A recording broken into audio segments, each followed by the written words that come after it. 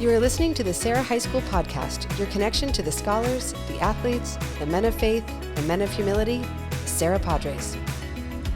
All right. Hello. Thank you for joining us, everyone.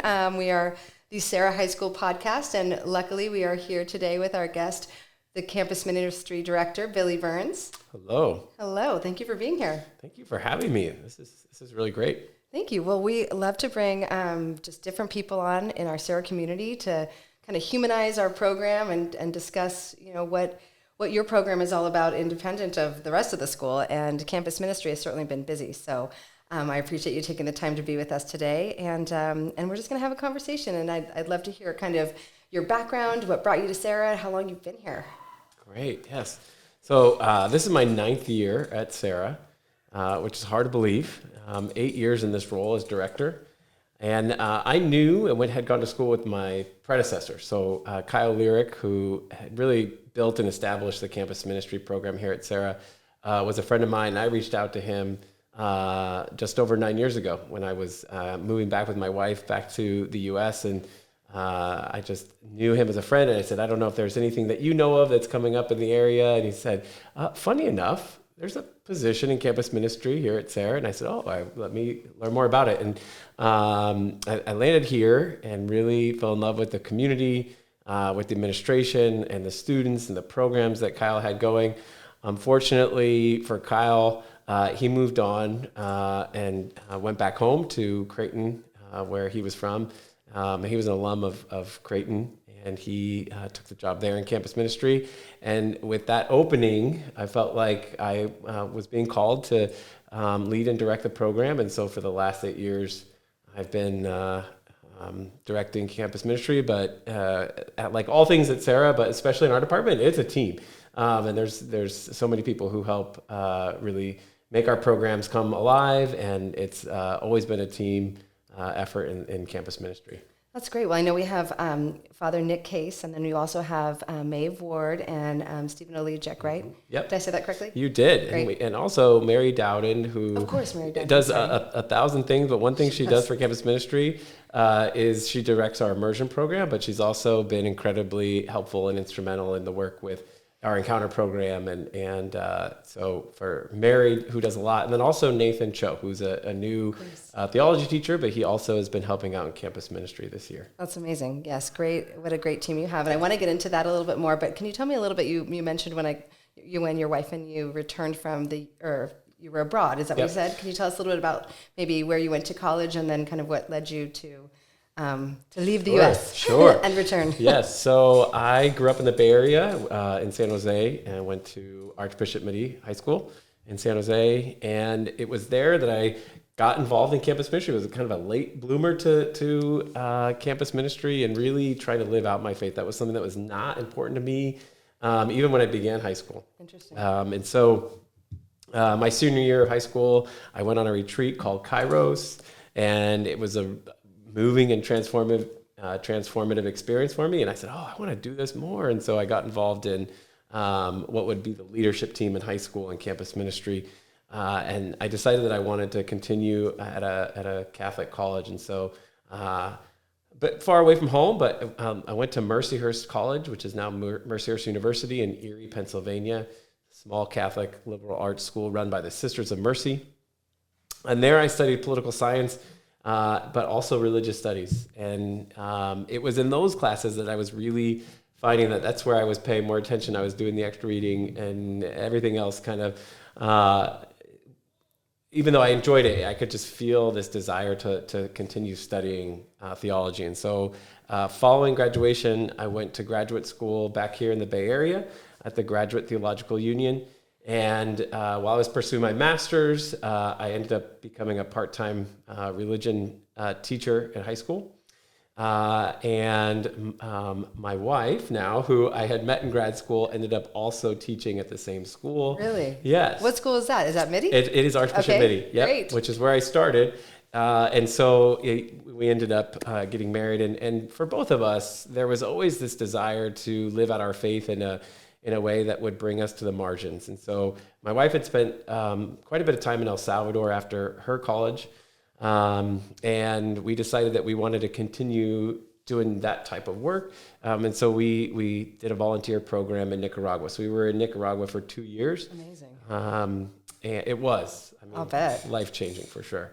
And it was when we came back from Nicaragua when I got this job at Serra. Very cool. Well, I will say that you and your wife is currently, Mrs. Byrnes is a religion teacher at MIDI still, right? Correct, yes. And you were also both very instrumental in leading the confirmation courses at the St. Charles Parish in San Carlos. So I love that you still together, end up doing so much good in this area. So yeah, that's wonderful. I had to side note that. Yeah, and she's the mastermind behind all of it. Well, she's pretty great. I have the privilege to know her, but I wouldn't say quite that. I think you're a great team. Thank you. And speaking of teams, let's talk a little bit more about the campus ministry team, and just I know it's a huge program.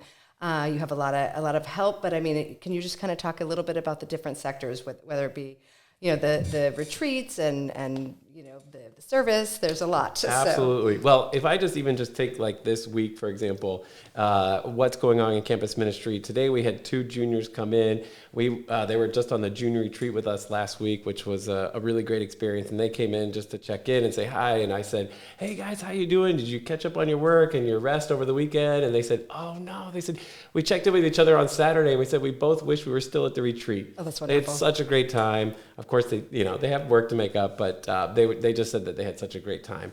And then the rest of the day, there's kids coming in. Students are asking about their Christian service hours, which are coming up. And so Miss Ward has been busy trying to find opportunities for students to be out in our community, helping our community with service. This time of year, it's a busy opportunity, and there's lots of great opportunities for our students to get out and help.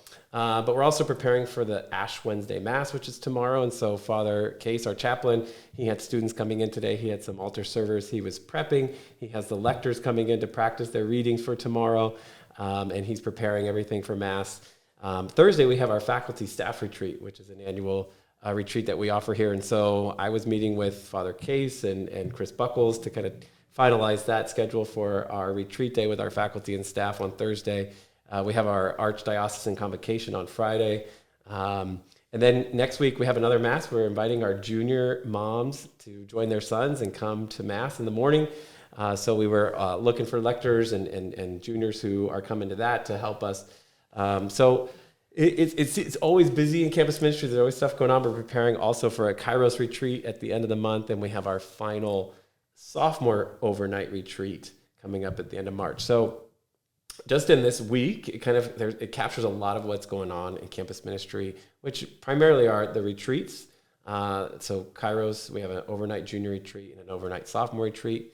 Our service program, which every student is required to do service hours. Sacraments, liturgy, prayer. This morning, Javier, one of our encounter leaders, led the morning prayer, which focused on the situation in Ukraine. And he invited students to join our Lenten Justice Project, which is going to be focusing on the situation in Ukraine. So that's all in a day's work. That's wonderful. Well, I have written down here daily prayer, and it's actually highlighted, as you can see.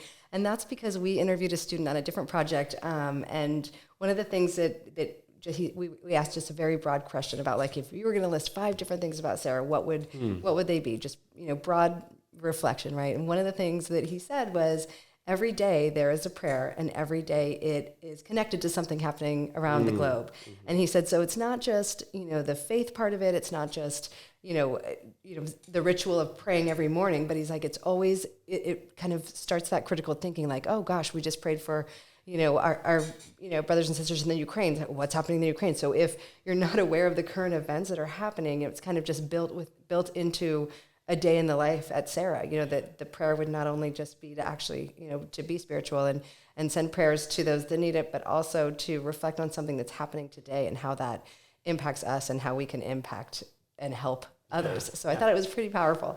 So thank you for sharing that. I mean, that's really great to hear. And it is, we kind of say it's 1 minute out of the day that centers our whole school together.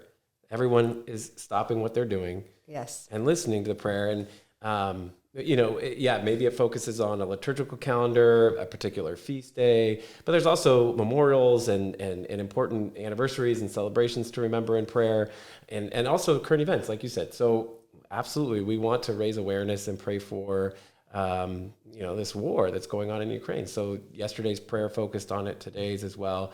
And even tomorrow, Pope Francis has called for Ash Wednesday tomorrow to be a global day of prayer for Ukraine. And so obviously we want to have that here at Serra as well. It's wonderful. And as you mentioned that, it kind of brings up the Tonga relief effort that, campus ministry, I feel like every time I look around and there's anything happening, there's always a group of really dedicated students, led by great leaders that are doing something to help in some sort of fashion. Can you talk a little bit about that? Because that was a pretty unique situation or opportunity. Yeah. So we do have a couple, traditional drives that we do. And so in the beginning of Advent, we always have our Adopt a Family program, which supports the Redwood City Catholic Worker. And that's a school-wide program that we do during Advent. And then normally during Lent, we have these Lenten Justice projects, which I mentioned this year is going to be focusing on Ukraine. But we also need to respond to what's going on in the world. And last month, when there was the volcano eruption and then the subsequent tsunami that affected Tonga and a lot of the other islands, we knew that we wanted to do something to respond. And so many of our students have connections to Tonga. And so there is an organization here in the Bay Area that was collecting items that was going to be shipped to Tonga. And so really it was just a quick 48-hour period, but we asked families to donate what they could, and particularly the items they were looking for. We also said if it's too difficult to get to the store, you can send donations, monetary donations. And so we ended up getting an entire truck full of supplies that we brought over to Oakland, which is where the ship was going to be leaving from. And then we also raised over $2,000 to donate to Caritas International, which is a Catholic relief organization that's doing great work in relief efforts. That's great. And so would you say, it just sounds like constantly there's something going on at all times in campus ministry. And just in terms of the amount of students that you have involved, I see different kids coming and going, obviously from your office that attend retreats that are big brothers. We actually haven't talked about the Big Brother program, right, which is a huge aspect of the Brotherhood section of our school, right? Or I should say not section, but Brotherhood aspect of our school. But would you say, pretty much everybody has some connection with your department, right? You get all different types of students. We like to think so. Clearly, there's various levels of involvement. So every student has to do Christian service, and so in some ways that's a touch point with every student and our office. Ideally, everyone does retreats. So the freshman retreat is something they do as a class, and so they'll have that experience of campus ministry. Some of the programs that we offer are optional, but it obviously is really important for the relationships between us as the adults and our students. And so we have our leadership programs, our student leadership programs. And so most of our programs are led by students for students.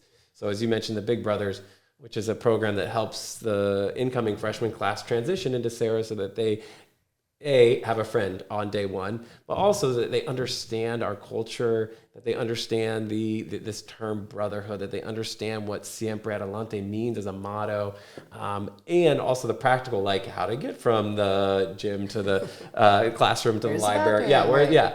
So the Big Brothers, there's this year there's 54 Big Brothers who are assisting our freshmen in that transition, and a lot of that relationship is focused in the first few weeks of school. But then there are opportunities for connection throughout the year. And so just last month, we had a homeroom where they were able to connect on, just to catch up because it's been a while, but also to connect on some of the issues that the freshmen might be going through. And then another leadership program that we have is the Encounter program. That's a program that's open to senior leaders. This year we have about 30 seniors who have joined Encounter. They help lead our retreats and they help with like masses and other programs, but they go on a summer retreat.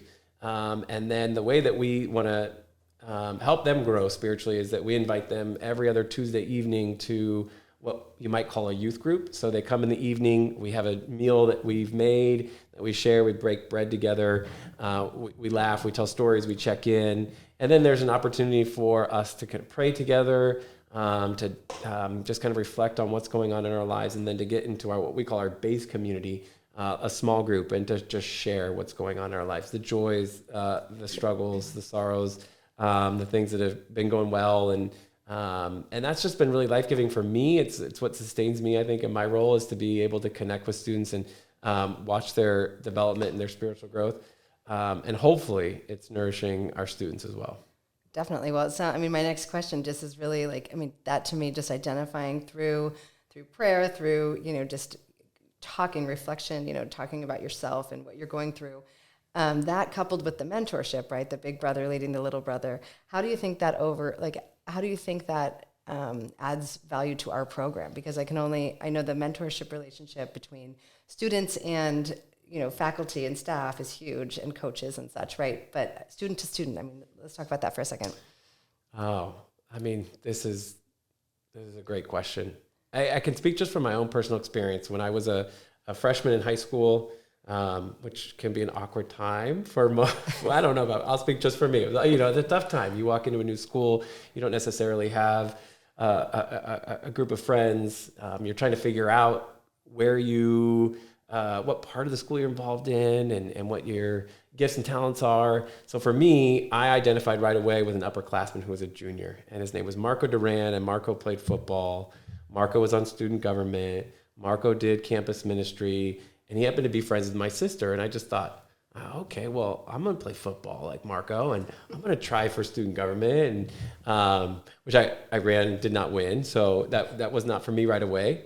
But the reason I think I looked up to him was not all that other stuff, but I knew that people liked him. I knew that he had friends.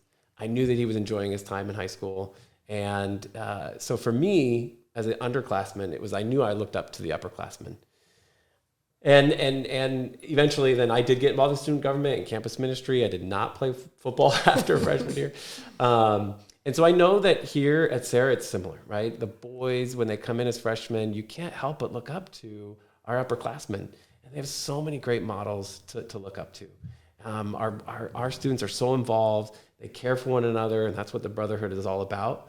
And so it just seemed to make sense that if we want our program to thrive and to be successful, and if we want our students to experience retreat and enjoy all of our programs, that we needed to put our student leaders in front and have them lead it. And so we often say when we're on retreat, we're not leading this retreat. It's not the adults that are leading it. It's our student leaders. And obviously there's something really great as well for our upperclassmen who get that opportunity. There's leadership development.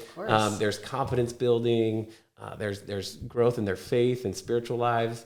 But it's also cyclical, right? So now when that freshman becomes a sophomore, and that sophomore now is a senior, and they remember when there was an encounter leader on their sophomore retreat. Yes. Now they get that opportunity, and they're excited. Yeah. They're like, I want to do that sophomore retreat where I remember, John was my encounter leader and he was in my small group. And and luckily it's a program that I don't want to say that it just cycles through, because every relationship is unique, but it's so great to see the sophomores apply to be big brothers, to see the big brothers want to become an encounter leader, and just to keep that program going. That's wonderful. Well, I do love that, because I do see that so much on campus as well. And another thing, is just, this building of confidence and self-esteem in being vulnerable and sharing emotion through prayer, through reflection, through retreats. I know that the Mission and Brotherhood program is fundamental in that too, by bringing, speakers that might have overcome the odds to come in and to talk to students about, some of the troubles or, the adversity that they've experienced in their life, and for students to kind of open up to that. Can you talk a little bit about the Mission and Brotherhood program and the speakers that we have on campus for the boys? Yeah. The Mission and Brotherhood program is almost in its 10th year.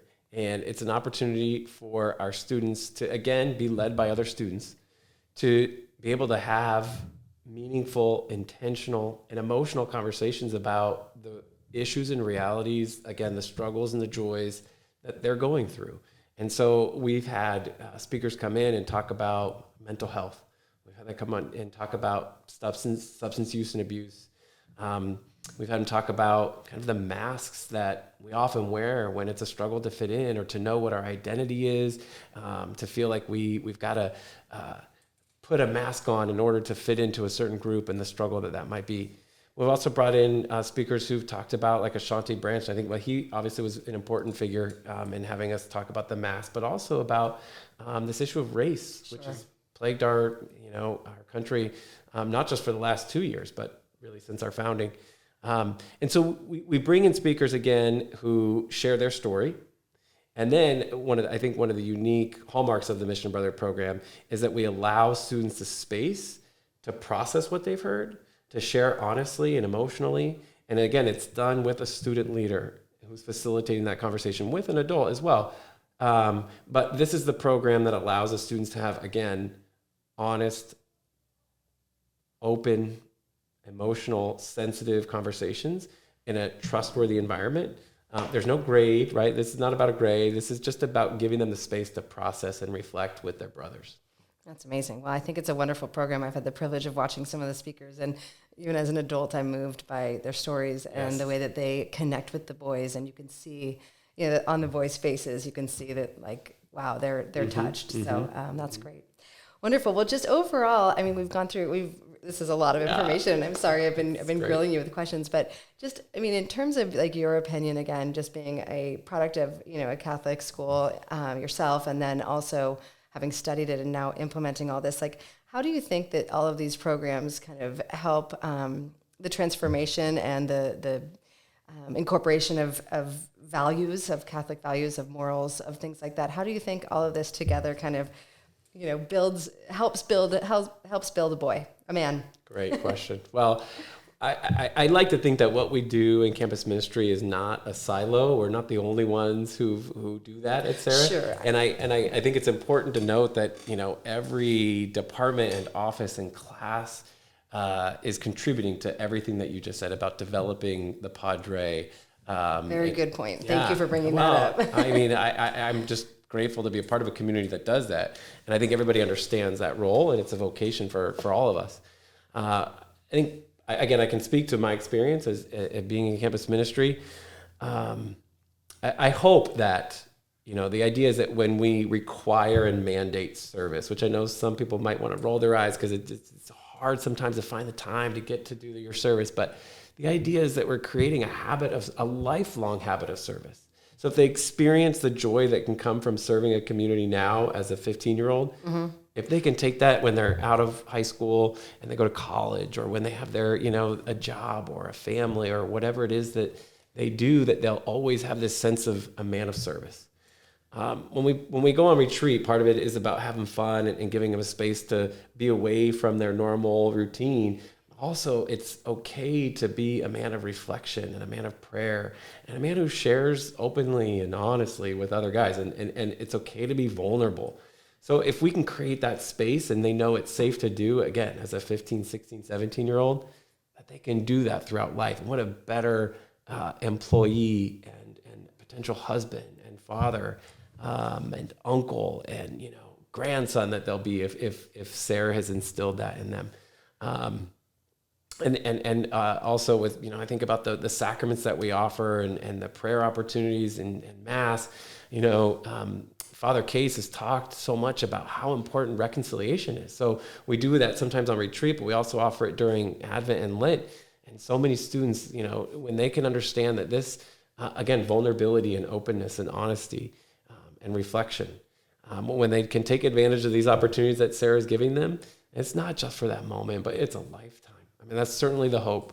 And we all know that our faith journeys and our spiritual paths will diverge, and there's going to be obstacles, and they might be windy and dirty and muddy at times. But if they know that they've got a friend in God, and whether that sometimes that God is God's self might be in the form of a friend or a parent or a teacher or a coach or a counselor, whatever it is, that they know that they're not alone, that somebody's there rooting for them, and that that God is good. That's what we're hoping for in campus ministry. That's great. Well, I don't think that we could end on a better reference right there. I think that's wonderful.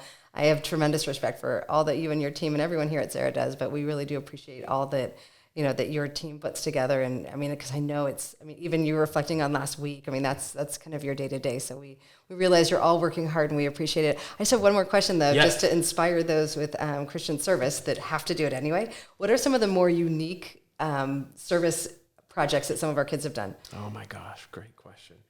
I'm a big fan of Street Life Ministries. This is a program that has grown over the last several years, and now they're 4 nights a week serving dinner to people who are experiencing homelessness on the peninsula. And so they vary. It might be at the Redwood City Cal train station or in Menlo Park, Palo Alto. It's a short 2.5 hours, but the boys get a great opportunity to not just serve a meal, but to have a conversation with people who might be struggling. And the Street Life Ministries program is it's really well organized. But we have students, it's great. We have students that do coaching, so AYSO coaching, tutoring. Sometimes they'll go back to their elementary school, their junior high. We had one student, now you have to remind me of his Yes. name. I can't remember his name. Maybe we shouldn't even mention it. But we did have one student during the pandemic that was doing food drive. Do you remember that? He would I think his mom even drove him to go pick up food to I think he gave it to St. Vincent de Paul, I think. That was a really cool project. Unique. Yeah, we've had several students who've come up with it. Again, everybody had to be creative during COVID on how if they wanted to serve, but also how to obviously be safe. And so many organizations were not accepting volunteers. And so, we had students who came up with these ideas where they said, is it okay if we send out an email to everybody at Serra, all the families, and if they choose to participate, they can put food on their porch and we'll drive by and pick it up, and then we're going to donate it to the St. Vincent de Paul at St. Matt's. And absolutely, so the email went out, and really that's the leadership of our students. I mean, we were just able to help process the communication, but they did it all on their own, and super proud of the Padres for responding to a need. That's great. Wonderful. Well, again, I thank you for your time. I know you're really busy, but it's so important to discuss all these wonderful things that you're doing and these wonderful, just experiences that you're, affording our boys so that they can grow into these wonderful men that we see all over the place. So I thank you for your time, Mr. Byrnes. Thank you, and we Amy. always end on a big Go Padres. All right. Go Pods. Go Padres, everyone.